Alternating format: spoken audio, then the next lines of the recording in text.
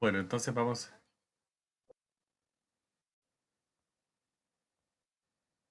buenas noches, vamos a dar inicio entonces a la revisión. Vamos a cubrir esta parte, estamos pendientes, qué es lo que es la oficina médica, algunas destrezas en el cuidado de los pacientes, que es una parte que está pendiente, y luego pasamos ya a algunas preguntas de revisar.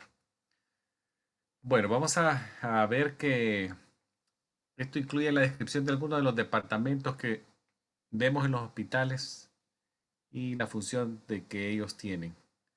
Como sabemos, la práctica de la medicina no es la misma práctica que tuvieron tal vez nuestros abuelos, que en el cual el médico general hacía todo, ¿verdad? Básicamente era el que veía al niño pequeño, al adulto mayor, la mujer embarazada, básicamente el que hacía todo. Pero la medicina a lo largo de los años se ha ido especializando y subespecializando. Y muchas de las especialidades ahora tienen subespecialidades y super especialidades, que son las que nosotros ahora conocemos. Y hay como super especialistas. Las prácticas se han ido haciendo más, por decirlas más puras, en los campos en los cuales estos profesionales ejercen su, su práctica. Vamos a ver que el board de Estados Unidos, el board de especialidades médicas, reconoce cuatro especialidades o cuatro board, ¿verdad? O sea, los board básicamente que son aquellas, como los grupos, los consejos médicos, donde se ubican estas partes de la medicina, lo que estaba diciendo la especialidad. Entonces hay 24 certificaciones o board, que así grande. Cada una tiene, en su respectiva especialidad, tiene también forma de evaluar la destreza de los doctores, especialistas, para así certificarlos. Ellos deben de demostrar un juicio clínico, la destreza necesaria para esa especialidad, la actitud para esa especialidad, lo cual es esencial para que ellos puedan ofrecer una excelente atención a los pacientes. Entonces, ellos también se enfocan en la educación médica continuada, la participación en iniciativas, congresos a nivel nacional, que esto lleva a muchas cosas nuevas, ¿verdad? Innovaciones en la práctica de la medicina en esa especialidad y la entrega que se hace llegar a los pacientes a lo largo del tiempo. Básicamente es la mejoría que se pretende. Y las comunidades de salud a lo largo del país reciben cada año alguna cosa nueva en las especialidades. Y el otro día lo estaba viendo, por ejemplo, unas pacientes de que, por ejemplo, en lo que es la insuficiencia venosa crónica, que actualmente se están haciendo ya más avances en el tratamiento, ¿verdad? Ya antes era más, por ejemplo, se hacía una ultra Doppler para evaluar a un paciente, ahora se le da más atención a lo que es el diagnóstico, saber con certeza qué tiene la paciente o el paciente. Por ejemplo, una insuficiencia venosa crónica, se le hacen los estudios Doppler en los dos miembros, y ya con eso los especialistas ya ofrecen no solamente las cirugías abiertas, como se hacía anteriormente. Probablemente ustedes habrán escuchado safenectomías mayores, menores, en donde se usaba un safenótomo, que era introducir un alambre desde la zona del tobillo a sacarlo por la región de la ingle, y se le colocaba al final una oliva. Esa oliva se amarraba a la vena y se hacía casi por alar, ¿verdad? Por alar, alarlo de abajo se alaba con toda la fuerza, y esa vena venía rompiendo vasos, tejido celular subcutáneo, hasta que salía por el tobillo y ya se le empezaba a envolver a los pacientes con vendas elásticas y todo eso. O sea, eso, bueno, yo lo viví también, lo tuve la experiencia de todavía ver eso, y todavía se hace, pero ya no con la frecuencia que yo les hablo en este momento. Ahora ya se están usando otros métodos, por ejemplo, la ablación endovascular con láser. y luz, que ya es más moderno, pues ya se introducir unos alambres a lo largo de esas venas y la vena queda in situ, ya no se mueve, sino que se viene retrocediendo ese alambre con el láser y este viene electrocoagulando la safena y ya se deja todo in situ y ya solamente se envuelve y todo. O sea, les digo este comentario para que vean que la medicina es una de las especialidades, una de las ciencias que más cambia al día a día, ¿verdad? Cada mes viene algo nuevo. Entonces, estas especialidades que están viendo ustedes frente a la pantalla en este momento son cosas que probablemente no sabemos en cuánto tiempo ya no va a ser 24, sino que, no sé, 30 que ellos tengan. Recordemos también que cada especialidad de esta se subdivide, se ramifica en super especialidades.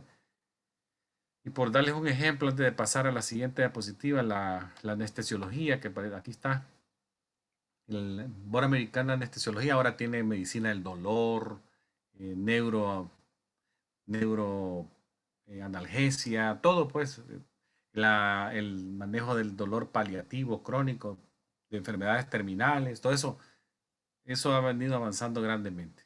Entonces, les dejo esa inquietud para que vean que la medicina cambia.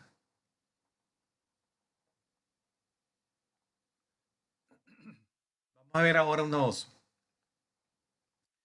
departamentos que son bien importantes también en los hospitales y uno de ellos es el laboratorio, ¿verdad? Laboratorio médico, laboratorio clínico. Es una área de las hospitales y clínicas donde se ven exámenes de diagnóstico de tipo ambulatorio, de tipo eh, de pacientes ingresados en los hospitales. Entonces ahí se conducen o se realizan, perdón, muchos exámenes que son necesarios para el diagnóstico y tratamiento. Ahí tenemos que múltiples análisis clínicos, por ejemplo, muestras quirúrgicas, patológicas, son analizadas todos los días para hacer diagnóstico y de eso depende un tratamiento médico o quirúrgico. Entonces, el asistente médico debe estar familiarizado con alguna de las secciones clínicas en estos hospitales. Vamos a ver cuáles son algunas de ellas que nos interesan. Yo le puse ahí tres, son muchas más, ya se las voy a mostrar, pero lo más importante que viene para el examen, por supuesto. Por ejemplo, tenemos lo del laboratorio que tiene que ver con lo que es hematología, ¿verdad? Este departamento maneja muestras de sangre, básicamente para hacer análisis de glóbulos blancos, glóbulos rojos, hematócrito hemoglobina, índices de glóbulos rojos, cuentas de plaquetas, eritrosedimentación.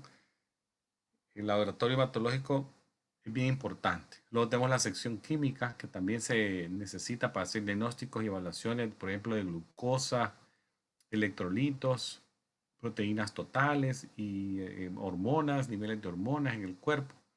El resultado de estos exámenes puede darnos una confirmación de un diagnóstico y depende de ese diagnóstico el tratamiento.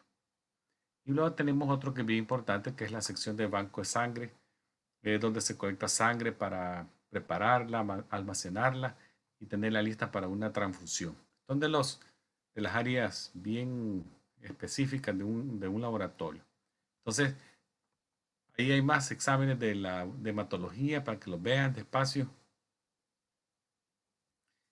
Química sanguínea, muchos, ahí les puse varios que se hacen. Serología también, ¿verdad? Banco de sangre. Ahí hay otros exámenes que se hacen en los laboratorios de hospitales y se toman muestras en las clínicas para mandar análisis.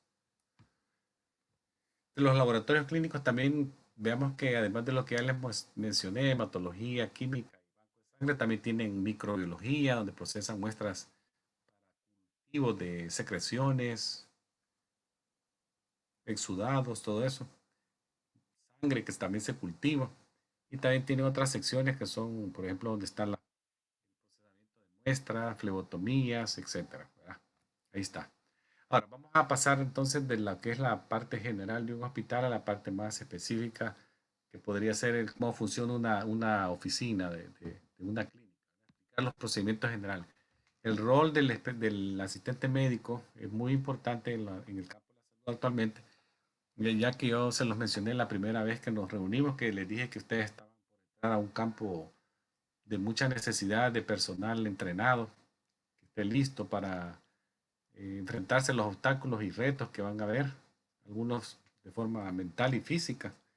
Y siempre hay que mantener, como les dije, siempre el buen sentido de la ética, importante en el campo de la salud. En el campo médico, entonces, la práctica de los especialistas y los que trabajan con ellos, usted va a ser uno de ellos, lleva desde lo que son tareas de rutina a tareas de emergencia, ¿verdad? Eso incluye hospitales, oficinas médicas y clínicas. Entonces el asistente médico tiene que estar listo para realizar una amplia variedad de actividades que estén en el alcance de su, de su grupo, ¿verdad? No irse más allá tampoco. Vamos a ver algunas de las cosas. Vamos a hacer un recorrido del 1 al 16, más o menos las puse yo ahí, de lo que puede pasar en una oficina desde que comienza el día hasta la tarde y noche. Uno podría ser abrir la oficina, ¿verdad? Esto es cuando el personal arriba a la oficina temprano, abre la clínica, quita la alarma, quita llave a las puertas, le quita llave a los gabinetes donde se guardan medicamentos controlados, se encienden todo el equipo de oficina que se va a usar ese día, se revisan mensajes de los fax, mensajes de voz que quedaron grabados en la noche para hacer como una evaluación, ¿verdad? De un triaje, a quién se le habla primero, quién es más importante, en base al criterio de prioridades. ¿Verdad? También se ven faxes que han caído con resultados de exámenes. La oficina se prepara para el día de trabajo, se ven las citas que están para ese día, se cuenta el cash, toda oficina tiene una cantidad X de efectivo que le sirve para dar cambio cuando alguien paga un copago, y hay que tener siempre una cantidad X. Luego se asegura que todos los expedientes médicos estén listos, ya sean algunas notas de papel o los correos que llegaron. También pueden llegar correos electrónicos, ¿verdad? A las clínicas y se imprimen resultados de exámenes o muestras de laboratorio para que estén listos para el médico que va a ver a los pacientes. Luego también, número 6, se revisa la oficina y áreas de espera para ver que las oficinas o los consultorios, ¿verdad? Que estén todos preparados, que estén limpios. No es obligación, bueno, realmente no es trabajo del asistente médico hacer limpieza, se supone que va a estar bien, pero siempre es bueno que verificar que se han hecho las limpiezas en las áreas, que los basureros estén listos para el día, que los contenedores de basura con biorriesgo, aquellos que les dije de color rojo, que no estén rebalsando de agujas, sino que si es así, se tiene que cambiar, ¿verdad? Antes de que empiece el día. Revisar el equipo de la oficina, el equipo médico, que no haya nada obstruyendo los pasillos, salidas de emergencia, que los equipos estén funcionando como deben de ser, por ejemplo, esos medidores de sangre, de glucosa, que estén listos. Si ven ahí, ya estamos casi en el número 7, ¿verdad? Ya cuando empezamos a hacer la reversa, en el número 8, ya va como, en el final del día, ya se va haciendo la reversa de lo que se hace en la mañana. Muchas oficinas por la tarde usan su autoclave para preparar equipo que se va a usar el siguiente día y dejarlo secar a lo largo de la noche. También algunas clínicas preparan un depósito en los bancos por ejemplo, digamos que en la mañana se abrió con $200, en la tarde del copago todo que entró hay 600, entonces 400 van a la cuenta del banco y 200 se deben a colocar como pequeño, como petit, ¿verdad? Como una cantidad pequeña para el siguiente día que quede lista. Se revisan nuevamente las máquinas de fax, se dejan en automático, se apagan las computadoras, los impresores, se cambia el teléfono a recibir mensajes automáticos de voz. Y eso sería ya, creo que estamos ahí en la número 13, ya vamos de reversa, ¿verdad? La persona que sale por último tiene que echarle llave, poner la alarma, pero antes de eso se tuvo que haber desconectado los equipos. Muchas oficinas tienen área donde el personal ahí come, entonces hay que apagar tostadoras, máquinas de café, no dejar nada encendido. Y ya la última persona que sale, ya, entonces sí, ¿verdad? Es la que echa llave y pone la alarma. Si ustedes ven ahí, los traje yo del 1 al 16, 17, más o menos, para que vieran un viaje así en la mente de qué puede pasar en una oficina. Ahora veamos un poquito de lo que es el trabajo en la oficina cuando hablamos de, por ejemplo, el tipo de rol que van a desempeñar ustedes, que es muy importante, que es el de tener contacto con pacientes a diario, ¿verdad? Eso implica también, se ha dicho, la comunicación. No les voy a hablar ahora de la comunicación terapéutica porque realmente para el examen de ustedes no va. Creo que eso va más para lo que viene ya a los otros grupos a posteriori. Pero sí les voy a hablar de lo que es la comunicación en cuanto a la parte verbal y no verbal, que eso es bien importante. Entonces la comunicación verbal se entiende que es aquella de forma oral y la comunicación escrita. Siendo la comunicación escrita la forma más formal que tenemos para entablar una relación más profesional con un paciente. Es más formal que la oral, ¿verdad? Todo lo que se diga de forma oral se tiene que finalizar con una forma escrita, que es por ejemplo, cuando se hace un consentimiento informado, ustedes ven que en los videos siempre se ha visto que se hace verbal, se le dice, ¿está usted de acuerdo que le haga esto? Pero hay que hacer que el paciente firme un documento escrito. Eso ya como que sella lo que se está hablando, más formal. Ahora, también existe la comunicación no verbal que se refiere a la información que es recibida del lenguaje corporal de los pacientes. De los pacientes, y recuerden también que los pacientes reciben comunicación no verbal de nosotros. O sea, no solo hay que ver lo que nosotros recibimos de ellos, sino que ellos también reciben de nosotros, porque también nosotros, recuerden, no somos robots, ¿verdad? Tenemos comunicación no verbal que tal vez de forma inconsciente también estamos mandando un mensaje a los pacientes. Hay que tener cuidado en eso. El lenguaje corporal es una manera de la que la persona o el cuerpo de la persona envía señales muchas veces de sentimiento o emociones sin decir una palabra. O sea, el rostro serio, un rostro que uno dice, esa persona se ve buena gente. ¿Por qué uno dice eso? Que la gente se ve buena gente. A él le ve una sonrisa, el rostro no se ve como quien dice serio, apretado, sino un rostro más relajado, más abierto, los ojos más abiertos. O sea, es un lenguaje, comunicación no verbal con lenguaje corporal implícito, ¿verdad? La comunicación no verbal también tiene otro tipo de comunicación que se conoce comunicación secundaria, y esto ocurre durante la conversación oral. ¿Y esto qué es? Cuando decimos comunicación secundaria. Básicamente es, y lo olvidamos muchas veces, es el tono de nuestra voz. Cuando nosotros hablamos con un tono específico, podemos denotar interés, enojo, eh, como que estamos agitados, apresurados, o sea, el tono, el volumen, la calidad de la voz nuestra, todo eso envía un mensaje también que se conoce como comunicación secundaria. Esta comunicación no verbal también, recordemos que provee mucha información, muchas veces más que palabras. A veces, como dicen, alguien dice, los gestos hablan más que las palabras, decían, ¿verdad? Así decían los abuelitos. Hay que ponerle sabiduría a eso, porque es cierto.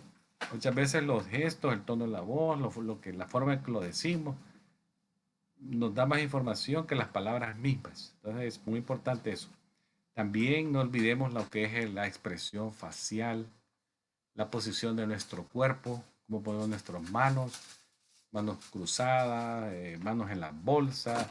Todo eso, cuando alguien ya tiene mucha experiencia en el lenguaje corporal, todo tiene un significado y tiene una manera de interpretarse. Entonces, estos son conocidas como pistas no verbales. Mucha gente las ve pero no las percibe y no las interpreta, pero sí hay personas que son un poquito más alertas y sí saben responder a este lenguaje corporal de forma bien rápida. Entonces, no creamos que toda la gente no entiende el lenguaje corporal, ni la comunicación secundaria de nuestras voces o posiciones de cuerpo, ¿verdad? Hay que tener eso siempre en mente. Ahora, otra destreza también de los asistentes médicos es el escuchar, ¿verdad? Ahí les pongo yo, una buena persona que escucha sigue las siguientes destrezas. Observar a las personas. Es probablemente lo que les estoy diciendo ahora lo han escuchado miles de veces. Solo lo estoy diciendo como un recordatorio. Mirar a la persona al rostro. También no quedársele viendo indefinidamente a los ojos, ¿verdad? Porque va a parecer como que no se ve normal eso, quedarse viendo a la gente a los ojos y no quitarle la vista. No, es una mirada al rostro, pero no insistente en verlo. Tener buen contacto ocular con la otra persona, responderle a lo que está diciendo de forma lógica, coherente. Se puede usar también lo que se llama el parafraseo, que es básicamente como ordenar de nuevo el mensaje de la persona en nuestras propias palabras. Y es una forma muy buena de demostrarle a la persona que le estamos escuchando. Se le parafrasea lo que ella dijo un poquito a mi manera de entendérselo. Esto puede servir también como para clarificar el mensaje, ya que nos aseguramos de esa manera que hemos entendido el mensaje que ella quiso darme a mí. Entonces eso sería parafrasear, clarificar la idea. También silencio, ¿verdad? Muchas veces el silencio también es un mensaje poderoso, ¿verdad? Hay que dejar que la persona se exprese en su totalidad, no pararlo, no parar la idea, ¿verdad? No hacer preguntas también de sí, no, preguntas de cerradas, ¿verdad? De sí, no, sino que siempre hay que hacer una pregunta que se llaman preguntas abiertas, que la persona pueda expresar un poco el mensaje sin decirle solamente, sin contestar solamente sí, no, tal vez, probable, no. Siempre hay que dejar una posición de abierta para que la persona se exprese y clarifique. Ahora, también de los procedimientos en la oficina, también recordemos que es importante que no olvidemos que la responsabilidad de nosotros también es conocer las leyes, ¿verdad? Cuando hablamos de lo de HIPAA, ahora no me voy a entrar otra vez a HIPAA porque es bien largo, pero ustedes escucharon todo lo que tiene que ver de HIPAA, ¿verdad? La confidencialidad de la información de los pacientes.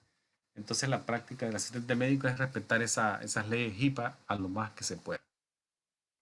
Entonces, no olvidemos que el récord médico que vamos a tener en nuestras manos es un documento legal que debe tener información completa y exacta lo más posible.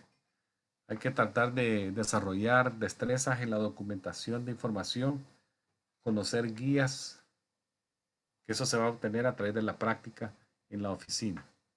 Siempre hay que revisar, recuerden otra vez, yo lo repito 1000 veces, revisar el nombre de la persona, el nombre completo, fecha de nacimiento, cada vez que hagamos una información de ese paciente. Nombre completo, fecha de nacimiento, son los dos identificadores más importantes.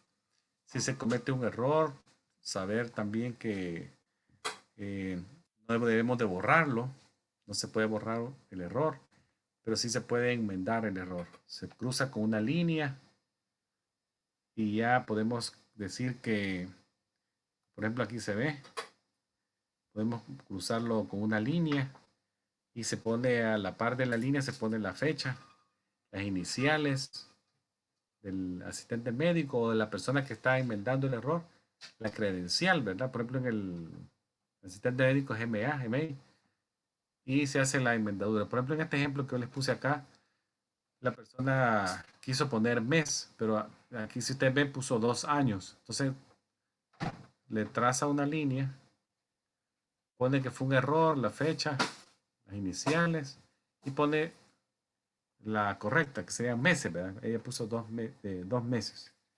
Entonces no hay que tachar, no hay que usar corrector que se usaba antes o hacer una sola tachadura, sino que se hace una enmendadura. Si se hace la enmendadura al siguiente día, se pone como una enmendadura, digamos, a posteriori. Entonces hay que hacer relación a qué se está haciendo la enmendadura. Se hace nota de entrada de ayer a tal hora, a tal fecha. Se observó tal y tal cosa, siendo la información correcta este y esta, por lo cual se ha hecho la enmendadura. Entonces pone hora, fecha, iniciales, etc. Es una forma de hacer una entrada de una enmendadura de un error. Ahora, en cuestiones de confidencialidad, el asistente médico debe ser, eso también lo hablamos, ¿se recuerdan cuando hablamos de HIPAA? También se habló de que hay que ser muy vigilante a la hora de guardar la información del paciente confidencial. Muchas oficinas, como pueden ver, tienen, aquí les puse unas fotografías para irles explicando, muchas oficinas tienen como ventanas corredizas, que esto previene que la gente que esté afuera pueda escuchar llamadas telefónicas. También recuérdense aquí en esta foto que está este señor, muchas también conversaciones que se tienen en voz alta, teniendo pacientes enfrente como este señor, se pone en riesgo eh, que otra persona o escuche información, diagnóstico, tratamiento de otro paciente que tal vez lo pueda conocer. Hay que tener precaución en eso. Si se está teniendo una conversación como hoy aquí al teléfono y viendo la pantalla, es bueno mandar al paciente que está parado acá a sentarse y llamarlo cuando ya no haya conversación. Como lo ven acá, ¿verdad? Se instruye al paciente que solamente esté una persona a la vez y se atiende una persona a la vez. Si la llamada es telefónica, este paciente tiene que ir a sentar. Finalizó la llamada, regresa a él. Si tiene el paciente aquí y cae una llamada, se pone la llamada en espera, pero no se puede estar dando dos llamadas a la vez. Si la información es sensible, se tiene que pasar al paciente a una área privada, que podría ser el consultorio, ¿verdad? Como lo ven acá, la puerta está cerrada, solo es una conversación entre la paciente y la doctora y nadie más puede estar oyendo. Cuando se hace uso del teléfono, hay una etiqueta telefónica que es muy importante cuando hablamos por teléfono, siempre identificarnos quiénes somos, qué posición tenemos en la clínica, escuchar sin interrumpir al paciente o al que esté hablando, ¿verdad? Sonar siempre interesado en la conversación. En cuanto también a la etiqueta, se ha dicho que no es bueno dejar de sonar el teléfono demasiadas veces. Algunas clínicas lo contestan al tercer ring y si tiene que poner al paciente en espera, se le dice, ¿verdad? Se le pide al paciente que si tiene el permiso de él, dejarlo en espera, si no se le va a corresponder la llamada. Cada 30 segundos también estarle diciendo que la conversación se ha alargado, que sí puede seguir esperando. Entonces, así se puede dejar al paciente más tiempo. Caso contrario, si dice no, se toma el número de teléfono y se le llama posteriormente. Ahora, otra cosa que podría pasar en una clínica, recuerden que estamos hablando de cosas que pasan poco, es un accidente, ¿verdad? Eso puede pasar. Y si eso pasase, hay que saber que es responsabilidad de los que trabajan en esa clínica, de acuerdo a la ley, hacer un reporte de incidente. Entonces, el reporte de incidente son cosas que usualmente no pasan en una clínica. ¿Y eso qué es? Alguien se deslizó, se cayó, alguien se pinchó un dedo con una aguja. Eso no pasa seguido. Un accidente, hay que reportarlo. Robo dentro de la propiedad de la clínica, un robo de un teléfono, dinero, error en la omisión del tratamiento de un paciente, se puso algo que no era, que se reporte, ¿verdad? Se reporte. Exposiciones que tuviesen contaminación con sangre, fluidos corporales, que puede ser causa de, por ejemplo, pincharse con aguja o salpicadura de algo, es un incidente, hay que reportarlo, ¿verdad? Entonces son reportes que ya están las hojas hechas para ese propósito. Ahí está. Yo le puse ese como una forma genérica para que lo vieran. Al final algunas áreas se pueden marcar si es una caída, alguien se golpeó el brazo derecho, la mano, la zona glútea, la espalda, la zona baja de la cabeza. Entonces pueden ir haciendo como marcaciones en el cuerpo. Ahora, eh, vamos a ver también que ya para cerrar la revisión de esta parte, lo que son las citas en las clínicas. ¿Cómo se hacen las citas? ¿Y qué son? Puede hacerse de dos formas. Una es manual, como lo ven acá, ya está escribiendo. Acá ya está escribiendo con un lapicero en una como libro. Se puede hacer de esa forma y es correcto. O se puede hacer también en forma electrónica, como lo ven ahí, que ya sale el día con las horas, el nombre de los pacientes, la razón por la que llega, el contacto de teléfono que se puede hablar, ya sea casa o trabajo, y ya se van haciendo los espacios ahí para la consulta.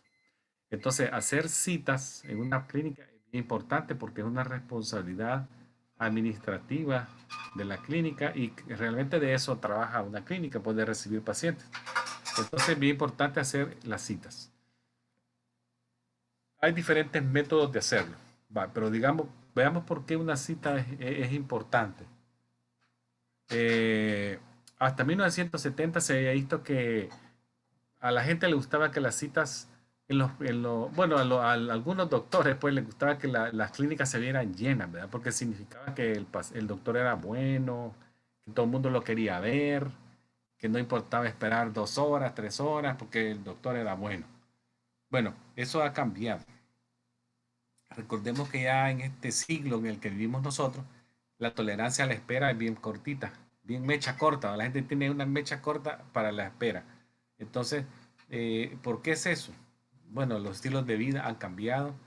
La gente son más ocupadas, tienen más cosas que hacer, van de un lugar a otro, a veces tienen que pedir permiso en los trabajos. Entonces, el tiempo la gente ahora lo valora y no quiere estar esperando mucho en una clínica. Entonces, las citas se han convertido en una parte muy de eficiencia. En una clínica se hacen en forma correcta. Entonces, es importante hacerlo de una forma correcta para que las operaciones de trabajo se fluyan suave, ¿verdad? Entonces, hay que tomar en consideración muchas cosas.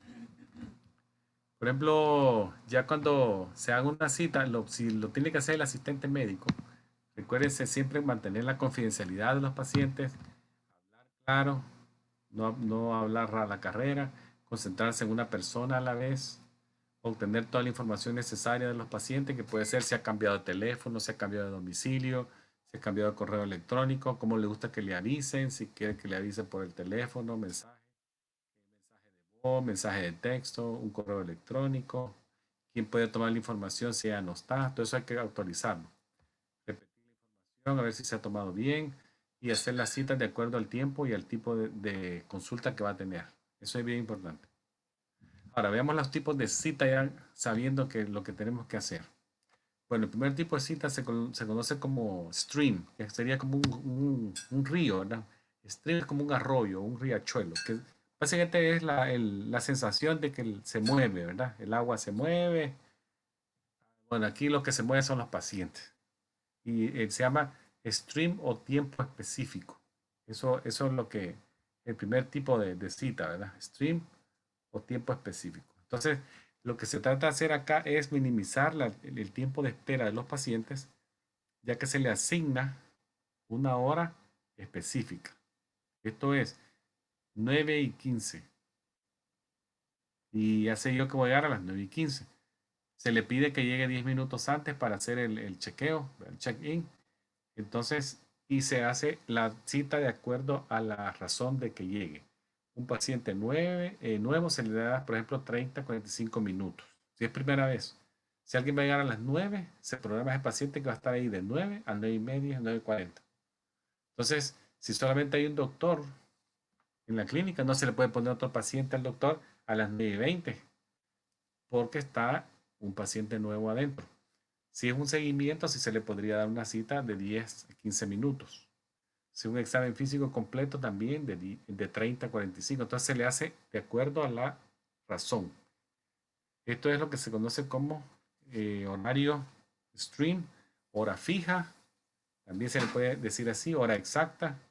Y otro le dicen en inglés single booking, de como que hacer una cita única, a la vez, cita a la vez.